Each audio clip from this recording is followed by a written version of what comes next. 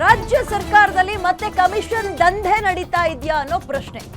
20% ಕೊಟ್ರೆ ಅಷ್ಟೇನಾ ಟೆಂಡರ್ ಸಿಗೋದು? ರಾಜ್ಯ ಸರ್ಕಾರದಲ್ಲೂ ಕೂಡ ಭ್ರಷ್ಟಾಚಾರ ಆಗ್ತಾ ಇದೆಯಾ?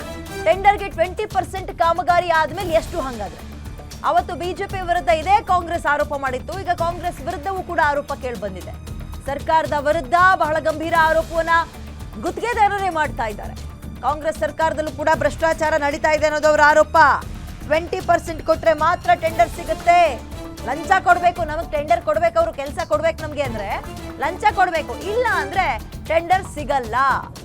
ಡಿಸೆಂಬರ್ ವರೆಗೂ ಕೂಡ ಡೆಡ್ಲೈನ್ ಕೊಟ್ಟಿದ್ದಾರೆ ಗುತ್ತಿಗೆದಾರರು. ಈಗ ಸರ್ಕಾರಕ್ಕೆ ಬಾಕಿ ಹಣ ರಿಲೀಸ್ ಮಾಡಲಿಲ್ಲ ಅಂದ್ರೆ ನಾವು ರಾಜ್ಯಪಾಲರಿಗೆ ದೂರು ಕೊಡ್ತೀವಿ ಅಂತ.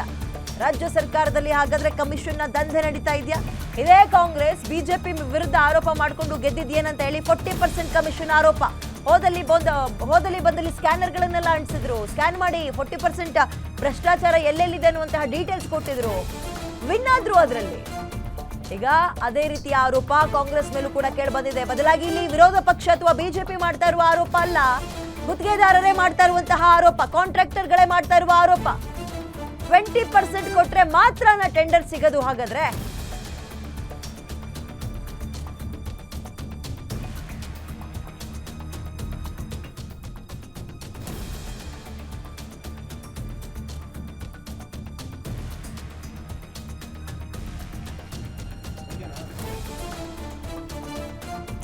ಓಕೆ, ಇನ್ನು ಗುತ್ತಿಗೆದಾರ ಸಂಘದ ಗೌರವಾಧ್ಯಕ್ಷರ ಜೊತೆಗೆ ನಮ್ಮ ಗ್ಯಾರಂಟಿ ನ್ಯೂಸ್ ನ ಮೆಟ್ರೋ ಬ್ಯೂರೋ ಹೆಡ್ ಚಿಟ್ ನಡೆಸಿದ್ದಾರೆ, ನೋಡೋಣ.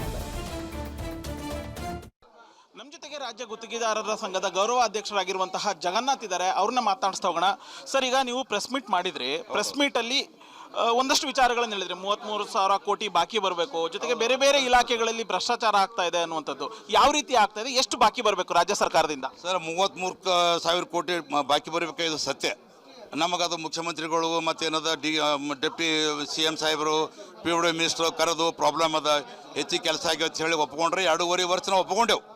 ಯಾಕಂತ ತಾಳ್ಕೊತ ಬಂದೀವಿ ಸರ್. ಈಗ ಬಾಕಿ ಇಟ್ಕೊಂಡು ಒಳ್ಳೆ ಗೌರ್ಮೆಂಟ್, ಸೆಂಟ್ರಲ್ ಗೌರ್ಮೆಂಟ್ ಕೊಟ್ಟಂಥ ಫಂಡ್ ಇವತ್ತು ಬೇರೆ ಬೇರೆ ಪ್ಯಾಕೇಜ್ ಮಾಡಕ್ಕೆ 100, 200, 200 ಪ್ಯಾಕೇಜ್ ಮಾಡಿ ಹೊರ ರಾಜ್ಯದ ಗುತ್ತಿಗೆದಾರರಿಗೆ ಕೊಡ್ಲಿಕ್ಕತ್ತಾರ. ಇದು ಯಾವ ನ್ಯಾಯ? ನಿಮಗೆ ಯಾವ ಥರ ಅನ್ಯಾಯ ಆಗ್ತಿದೆ ಸರ್? ನಮಗೆ ಅನ್ಯಾಯ. ನಮ್ಗೆ ಯಾರು ಕಾಂಟ್ರಾಕ್ಟರ್ ಕೆಲಸನೇ ಸಿಗ್ತಾ ಇಲ್ಲ. ಅವ್ರು ಏನು ಹೇಳ್ತಾರೆ ಅವ್ರಿಗೆ ಕೆಲಸ ಕೊಡಬೇಕು. ಪ್ಯಾಕೇಜ್ ಮಾಡಿದ್ರೆ 40 ಸಣ್ಣ ಕಾಂಟ್ರಾಕ್ಟರ್ ಬದುಕಬೇಕು. ಹೆಂಗೆ 1 ಕೋಟಿ 2 ಕೋಟಿ 4 ಕೋಟಿ ಮಾಡಂತ ಇವತ್ತು ಕಾರ್ಪೊರೇಷನ್ದಾಗ ಸರ್, ಕಾರ್ಪೊರೇಷನ್ದಾಗ ಇವತ್ತು ಪ್ಯಾಕೇಜ್ ಮಾಡ್ತಾರೆ 45,000 ಕೋಟಿ ಅಂದ್ರೆ ಇವು ಬಡವರು ಸಣ್ಣ ಕೆಲಸ SC ST ಅವರು ಕೆಲಸ ಮಾಡೋದು ಕಾರ್ಪೊರೇಷನ್ದಾಗೆ. ಸರ್, ಈಗ ಹಿಂದಿನ ಸರ್ಕಾರದಲ್ಲಿ 40% ಕಮಿಷನ್ ಆರೋಪ ಇತ್ತು. ಸೊ ಈ ಸರ್ಕಾರದಲ್ಲೂ ಆ ಥರದ್ದು ಆರೋಪ ಇದೆಯಾ ಸರ್? ಎಷ್ಟು % ತಗೋತಿದ್ದಾರೆ ಸರ್? ಇದೆ, ಇಲ್ಲ ಅಂತ ನಾವು ಹೇಳ್ತಾ ಇಲ್ಲ. ಇದೆ, 100% ಇದೆ. ನಾ ಧೈರ್ಯವಾಗಿ ಹೇಳ್ತೀನಿ. ಈಗ ಟೆಂಡರ್ದಿಗೆ ಸ್ಟಾರ್ಟ್ ಆಗ್ತಾರೆ 15-20%. ಮುಂದಿನ ಎಲ್ಲಿ ಹೋಗ್ತಾ ನೋಡ್ಬೇಕು ನೋಡ. ಈಗ ಟೆಂಡರ್ ಸ್ಟಾರ್ಟ್ ಮಾಡ್ಯಾರ ಇವರು. ಈ ಪೇಮೆಂಟ್ ಅದಾಗ ಏನೋ ಮಾಡಿಲ್ಲ ಬಿಡ್ರಿ. ಪೇಮೆಂಟ್ ಅದ ನಮ್ಗೆ ಕ್ಲಿಯರ್ ಪೇಮೆಂಟೇ ಕೊಟ್ಟಿಲ್ಲ.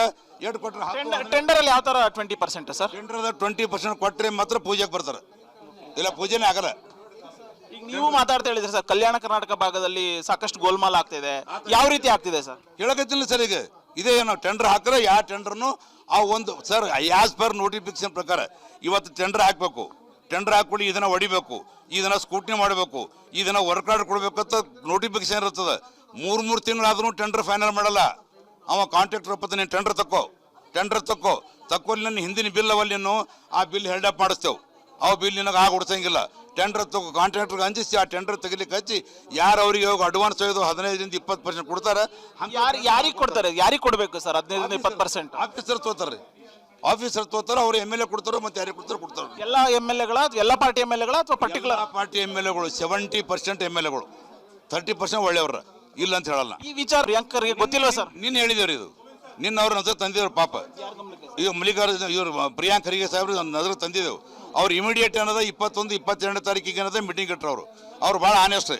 ಅವ್ರು ಇವತ್ತು ನಮ್ಮ ಇದು ಮಾಡಿಕೊಟ್ರು, ಒಂದು ಕಲ್ಯಾಣ ಪದ್ಧತಿ 1,000 ಕೊಟ್ಟರು, ಟೆಂಡರ್ ಮಾಡಿದ್ರು, ಒಂದು ಪೈಸೆನೂ ತೊಗೊಂಡಿಲ್ಲ. ಇವ್ರು ಏನದ ಈಗ ಯಾರಲ್ರಿ ಈಗ ಅವ್ರಿಗೆ. ಈಗ ಇವತ್ತು ನಮ್ಮದು ಭೈರತ್ ಸುರೇಶ್ವರ ಅಲ್ಲಿ ಮತ್ತೇನದ ಏನ್ರಿ ಸಂತೋಷ್ ಲಾಡ್ ಅಲ್ರಿ, ಅದೇ ಉಪಯೋಗ ಮಾಡಿಕೊಂಡು ಈ ಪ್ಯಾಕೇಜ್ ಮಾಡಿಕೊಂಡು ಅವ್ರು ನನಗೊಬ್ಬ ಫೋನ್ ಮಾಡ್ಯಾರ, ನಾವು ಒಂದು ಟೆಂಡರ್ ಹಾಕೇನ್ರಿ. ಈಗ ಬೈರತಿ ಸುರೇಶ್ ಮತ್ತೆ ಸಂತೋಷ್ ಲಾಡ್ ಅವರು ಈ ರೀತಿಯಾದಂತಹದ್ದು ಅವರ ಟೆಂಡರ್ ಅಲ್ಲಿ ಈ ತರ ಗೋಲ್ಮಾಲ್ ಆಗ್ತಿದೆ ಹೆಂಗೆ ಸರ್? 100% ರೀ. ಈಗ ಯಾರು ಈಗ ನಮ್ಮದು ಇವ್ರದ್ದೇನು ಸಂತೋಷ್ ಲಾಡ್ ಅಲ್ರಿ, ಸಂತೋಷ್ ಲಾಡ್ ಕೊಟ್ಟವರು ಕರ್ನಾಟಕದಲ್ಲಿ ಯಾರೂ ಕ್ವಾಲಿಫೈಡ್ ಆಗಲ್ಲ.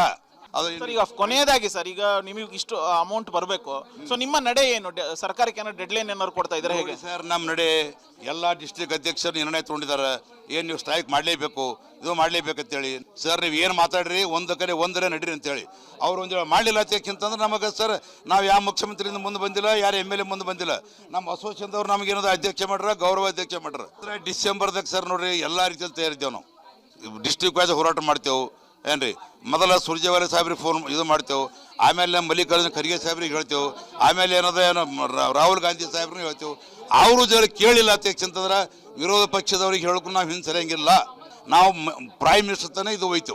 ಇದಿಷ್ಟು ರಾಜ್ಯ ಗುತ್ತಿಗೆದಾರರ ಸಂಘದ ಗೌರವಾಧ್ಯಕ್ಷರಾಗಿರುವಂತಹ ಜಗನ್ನಾಥ್ ಮಾತು. ಕ್ಯಾಮ್ರಾ ಪರ್ಸನ್ ಚಂದ್ರ ಜೊತೆ ಉಲ್ಲಾಸ ಸ್ಕಿರ್ವಾಸೆ, ಗ್ಯಾರಂಟಿ ನ್ಯೂಸ್, ಬೆಂಗಳೂರು.